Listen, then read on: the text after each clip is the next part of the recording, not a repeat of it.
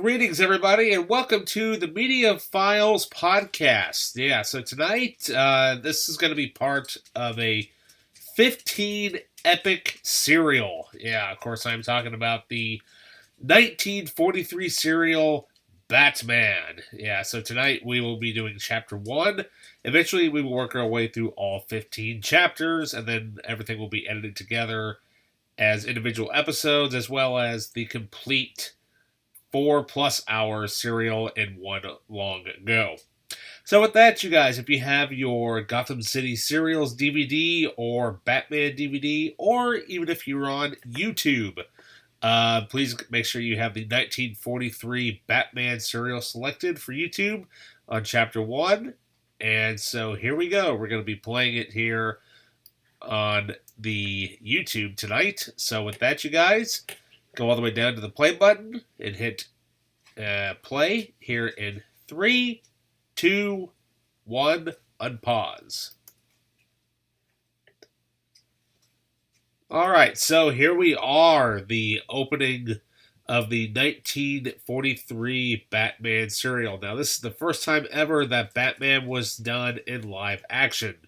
Of course, this is part of the Columbia Pictures serials that were really popular in the 40s. Now, at the time this came out, this was in the middle of World War II. So, of course, America was hard at war against the Empire of Japan at that time. So, basically, they had to kind of, try to figure out what to do for the villain. Originally, the villain was going to be the Joker, but due to the very long war and stuff like that, what can we say? It was a very long process, and so they needed something to entertain the troops as well as the kids to keep their minds off of things.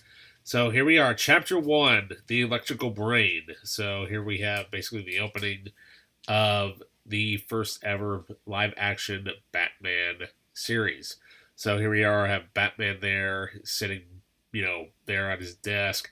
A couple of bats flying around. You can tell the the budget on this thing is very low budget, pretty, just your simple desk and chairs there and whatnot. Batman sitting there all with his hands up against his chin and whatnot, just waiting for something to happen and whatnot. But now, originally, this the serial that I had watched was released back in the mid '90s through Good Times Video, and of course the audio was a little bit different, but they also introduced Robin into this series as well. So basically, you're going to notice pretty much throughout this entire serial, basically Batman fights a lot of bad guys in suits, and there they are doing a stunt there with the supposed Batmobile and whatnot, which is basically just your typical 1940s sedan vehicle. And so yeah, and what can we say? It's pretty cool to actually have that there and whatnot. So, all right, so Batman's getting ready to call up his favorite commissioner. It's not Commissioner Gordon. It's actually Captain Arnold, because Commissioner Gordon actually wasn't around yet at the time. So it's just kind of like your generic, character type of guy or whatever. And so that's basically like another guy. I cannot remember who the actor is that played Captain Arnold.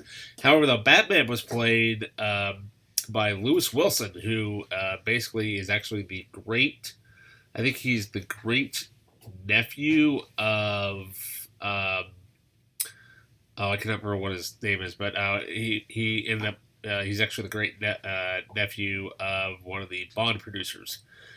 So here these guys mentioned the villain Dr. Daka, and so they're saying, Dr. Daka, who's that? Never mind, you'll find out. And of course, it's so. But yeah, so this time Robin's driving around and whatnot, but you can tell it's very cheesily, very very low budget, and yeah, definitely the 40s.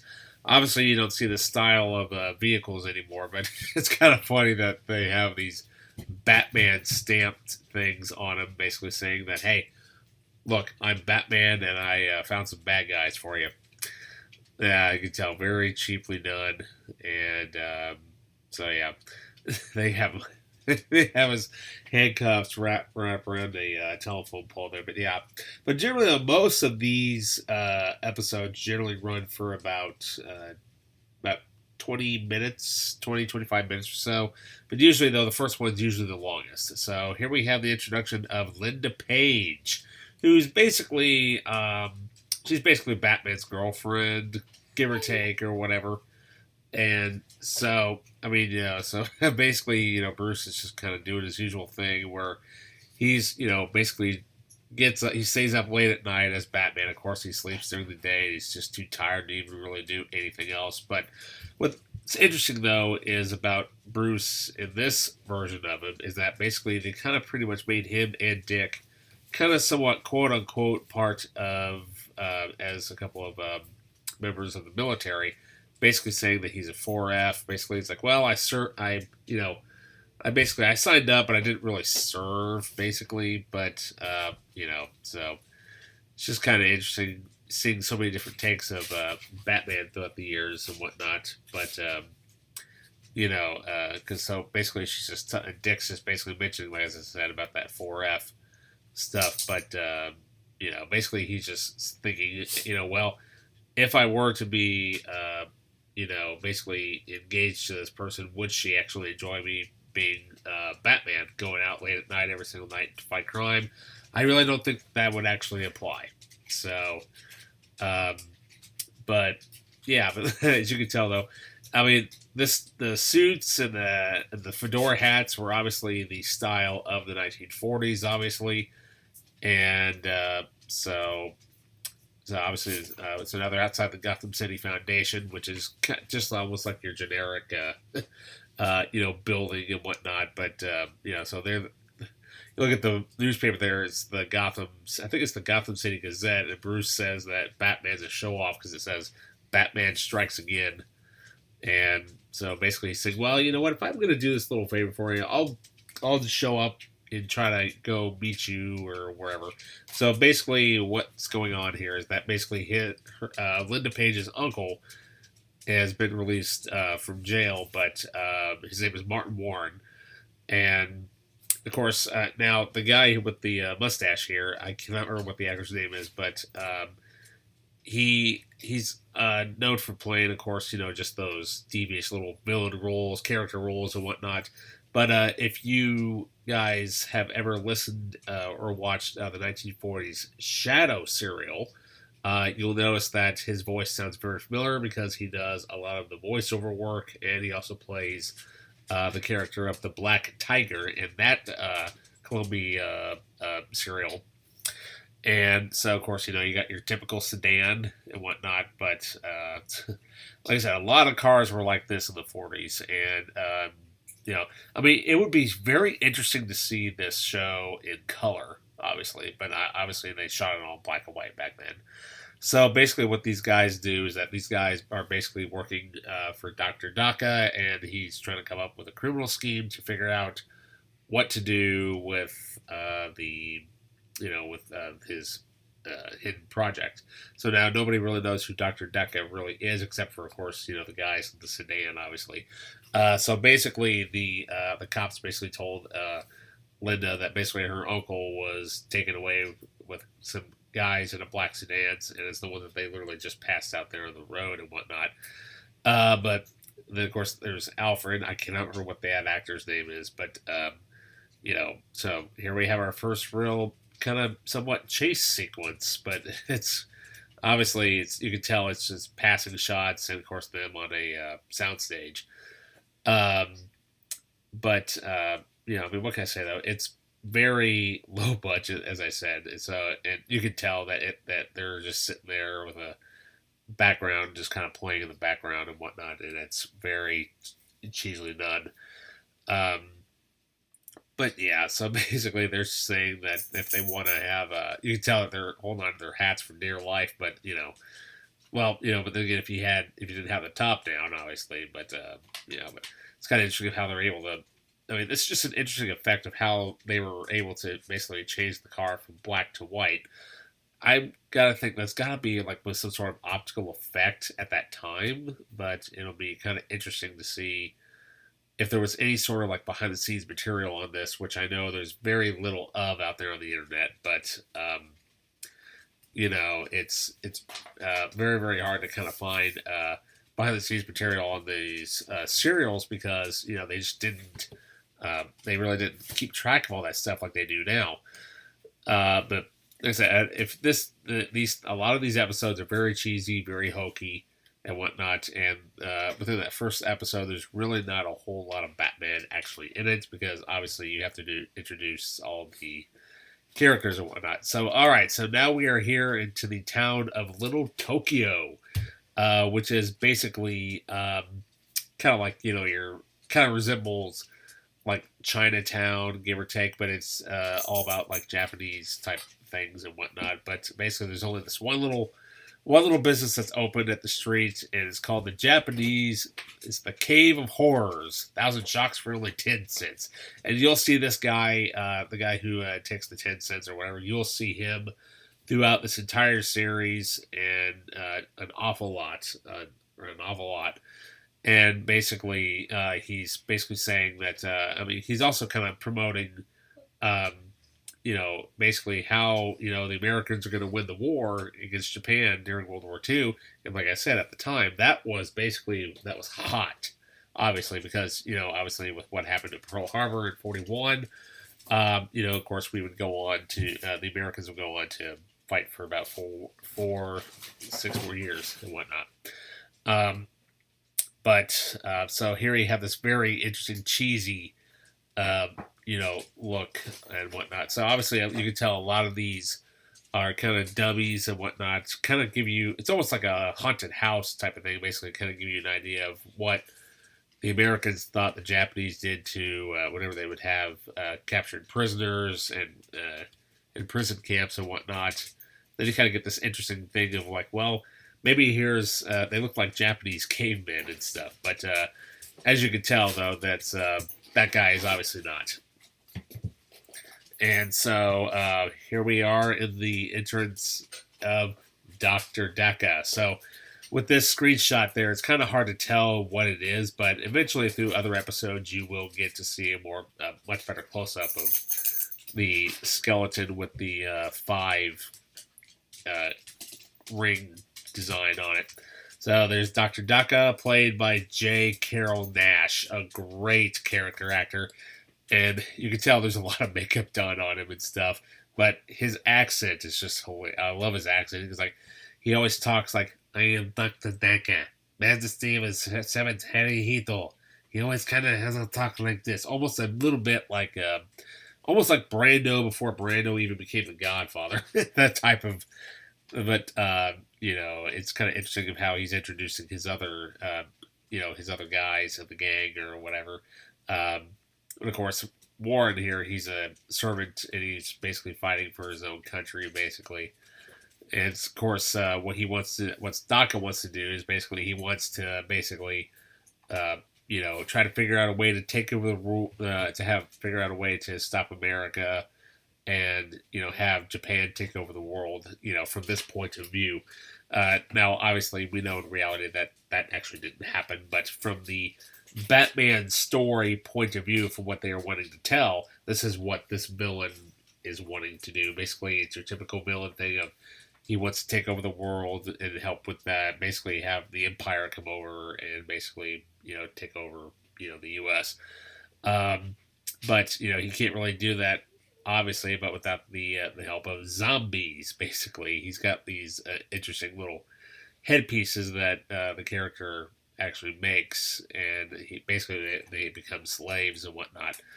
But yeah, it's just kind of interesting of how basically he's telling Warren that basically he wants him to basically join his gang and whatnot, so he can kind of help. He's just one more piece of the puzzle that can help him take over the world and whatnot. But but you gotta love the fact that he's like trying to tell him like, hey, I don't really think of anything as barbaric or evil. I'm just trying to do what I think is necessary. So he's called in a former colleague of Warren. So here we have basically your zombie. Basically, you can tell it's a green sweatshirt with tan pants, a brown belt, and this really funky headpiece where they just kind of stand still and whatnot. But uh, with this brain mechanism or this helmet piece that he has on, or as he likes to call it, a zombie piece of the microphone. And so basically, it's this thing where basically he just kind of neutralizes the brain and whatnot. Basically, he allows the person to somehow it manages to increase their strength dramatically, and basically he receives orders through this cheesy little microphone setup that he's got, and it is very, very cheesy. And like I said, this was just absolutely terrible. I mean, it still is, but I mean, it's just kind of you just kind of tell they just go through this little sliding door just off to the side there. I mean, it's a real cheap sets and whatnot. And of course, Doc is like saying, "Hey, so you're gonna join, right?" No, I don't want to. Well, you're gonna join no matter what. So now they're gonna currently taking Warren down to the lab. And he actually introduces two more zombies here. Doc does, which Pat and George the door. You'll be hearing that an awful lot throughout the entire serial. Sometimes it's really fast, sometimes it's real quiet, but you got all these henchmen basically, and going down to the secret laboratory, and so you can kind of tell that a lot of the lab sets were very obviously inspired, of course, by movies such as Frankenstein and your generic lab equipment and whatnot. I'm wondering if they actually did manage to get maybe some of the pieces and whatnot from the Frankenstein set. I mean, at least some of it is, but basically they have that. What Daka has in his hand currently at the moment is basically truth serum, and which kind of they still somewhat kind of use today, I believe. But basically, it just kind of tells him to, hey, basically, you're gonna ask me a question, and you're gonna tell me the answer, and that stuff basically makes you tell the truth, basically. But basically, kind of almost knocks him out a little bit. But I guess a little bit of slap in the face, I guess, wakes you up a little bit. But yeah, one thing I haven't actually mentioned though is actually the music. The music, of course, is done by Lee Zoller, who is a composer who's did a lot of serials and whatnot, including The Shadow. But now I will say that between both serials, you will notice that the music does tend to repeat itself an awful lot. I mean, like for action scenes, it's almost like all the music was written by kind of cues and whatnot. But I'm kind of glad though that this thing actually has managed to survive all this time, because obviously you could tell in some of those shots from a few seconds ago that the film elements aren't that great. So now Doc has grabbed his interesting little weapon, which is basically it's a radium gun, which is obviously I think it's actually a real scientific thing. Well, obviously the gun isn't, but you can kind of tell it's very cheaply made, and it's got like a lens on there or something. And but yeah, so it has a couple of zombies bring in a big block of cement. So I can imagine that thing's probably pretty heavy. But we'll see what he does here in just a minute and whatnot. But so obviously, because according to Daka, basically he puts in it looks like a small pill sized capsule that goes into this thing and it shoots out lightning and basically takes out the cement and whatnot. So basically, it allows him to get into vaults, destroys walls, all that, all your typical average stuff, and it's very kind of. I mean, you can tell there's just you wonder how they were able to do some of the effects back then, but especially the 40s. Like I said, though, this thing really doesn't have a whole lot of behind-the-scenes material on it. It's very hard to track down a lot of the stuff and whatnot. But basically, that hardened block of cement, basically turns it into basically nothing, where it just kind of crumbles in his hand like that. So now he's trying to get basically anything that he can get his hands on and whatnot. Um, but like I said, just a lot. You can tell a lot of the henchmen always had those small, like the mustaches. Obviously, a little bit's trimmed underneath the bridge of the nose there and stuff. But yeah. So now we're back with Dick, Bruce, and Linda. Of course, they're she's wandering on and on about her uncle and whatnot, and of course it's not really bode well for her very much. But but basically I think she's actually like obviously she works at the Gotham City Foundation, which is actually somewhat kind of also a little bit like a doctor's office. You can kind of tell, but but I think she's actually like a secretary, I believe, or some sort. But I mean, like I said, these serials are very cheesy, and you can tell that they're very low budget and whatnot. But yeah, so basically, now we've got the villains here, where basically they brought one zombie with them, basically to fight anybody who has brute strength, basically. So you got the character of I cannot remember what his name is, of Fletcher. That's it. So Fletcher's the guy with the mustache and whatnot, which of course you'll hear him. He's in throughout the series and whatnot. But the other guy, he is not really in this series all that much. I think he's actually only in for like the next couple of episodes. Like I said, there's a total of 15 chapters per serial, and of course this one is, the first one obviously is the longest episode. So they kind of recognize the goons or whatever. So what do we got to do? Well, let's jump back into the car and change, because we need to have a little action. Yeah. This episode obviously is not very action heavy at all, but you gotta love how he keeps his Batman outfit inside this bag or whatever. So we're gonna. It's kind of funny that they're literally changing in the middle of the day. It's Batman and Robin, but so yeah. Apparently well, I guess Linda's captured now. Well, let's just throw her in the other room. Yeah, you'll be seeing that an awful lot throughout this series, where she's going to scream an awful lot and whatnot. So, all right. Well, here we are with our first, since really the beginning of the episode, really is the first ever real major action scene with Batman and Robin. Obviously, the cape on Robin's a little bit shorter. It's more closer to the original design of him and whatnot, with the shorter cape and the wing-tipped boots and whatnot. So here you have another character, Dr. Borden, who basically just kind of comes in for just this brief sequence. And so basically it's actually a former colleague of his who's a zombie, so he just kind of chokes him out. It's like, oh! And it's just real cheesy. Real cheesy stuff. So, but yeah, you can kind of tell in some of the stuff that, obviously there's a few little shots that are missing a few frames, obviously, because, well, it's just kind of how things were back then. So, they blew the safe. Now they're going to get all the money out of there to continue for DACA's great grand plan of whatever he has envisioned, to either take the rule over the world or whatever it is. But, yeah, I'm not sure exactly what Robin actually said there. I never was able to tell what he said, but I think he said slide, I think. I'm not sure. Anyway, so now they've got what they needed down the laundry chute, so now they're going to try to get out of here, and there's Batman. The Batman! Come on! You can tell that shot sped up a little bit. So now we have Lee Zoller's action cue that kicks into gear.